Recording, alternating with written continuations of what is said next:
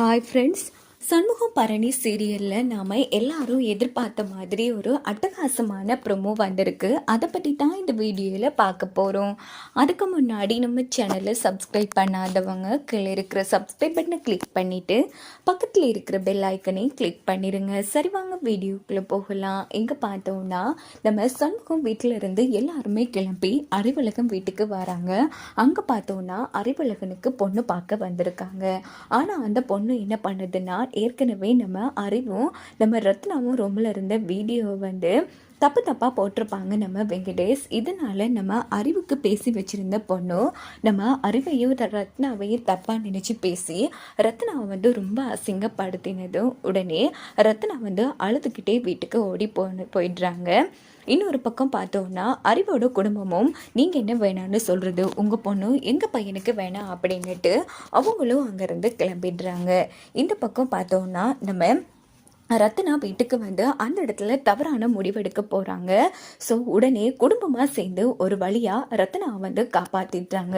இங்கே பாருல ரத்னா, நீ எதுக்குல இப்படி தவறான முடிவெடுக்கணும்? இது சொல்லப்போனால் அந்த வெங்கடேஷ் தான் இப்படி தவறான முடிவெடுக்கணும். இங்கே பாரு, உனக்கு உன் வாழ்க்கைக்கான விடுதலை கிடைக்க போகுது. இப்படிப்பட்ட பொறுக்கி பைய கட்டின தாலி உன் கழுத்தில் எதுக்குல இருக்கணும்? அந்த தாலியை நீ தூக்கி எறிஞ்சிரு.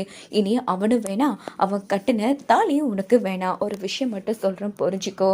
பொண்ணுங்க அடிமையாக இப்படி புருஷன் கட்டின தாலியோடையே கடைசி வரைக்கும் வாழணுங்கிற அவசியம் கிடையாதுல்ல.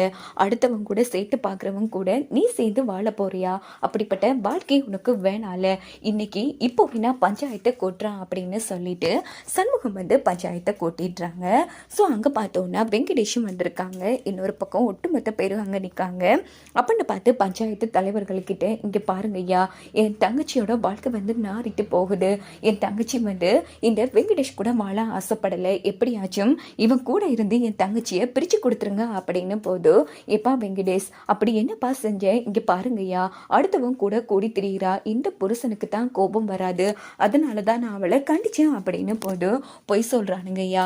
இவன் செஞ்ச வேலையால் எங்கள் வீட்டு பொண்ணு இன்னைக்கு தவறான முடிவெடுக்க போயிட்டா. நல்ல வேலை நாங்கள் காப்பாற்றிட்டோம். நடு ரோட்டில் வச்சு கட்டின பொண்ணாட்டி கூட பார்க்காம அசிங்கப்படுத்திட்டு இருக்கான் அப்படின்னு சண்முகமும் பரணியும் அந்த இடத்துல பேசிட்டு இருக்காங்க.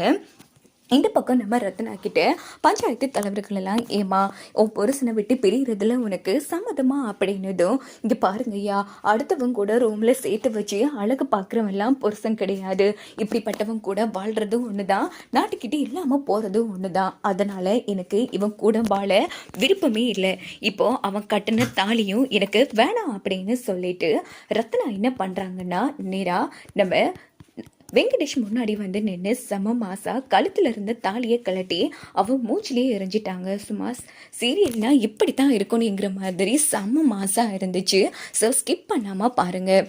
இங்கே பாருல அண்ணன், நான் இருக்கேன், பார்த்துக்கலாம், வாழ போகலாம் அப்படின்னு சொல்லிட்டு ஒரு நல்ல அண்ணனா சண்முகம் ரத்னாவுக்கு தோல் கொடுக்குற மாதிரி காமிச்சு இந்த ப்ரொமோ சூப்பராக முடிச்சிருக்காங்க. ஸோ வாங்க வெயிட் பண்ணி பார்க்கலாம். ப்ரொமோ செம மாசா இருந்துட்டு, ஸோ இந்த ப்ரொமோ எப்படி இருக்குன்னு மறக்காம உங்கள் கருத்தை சொல்ல.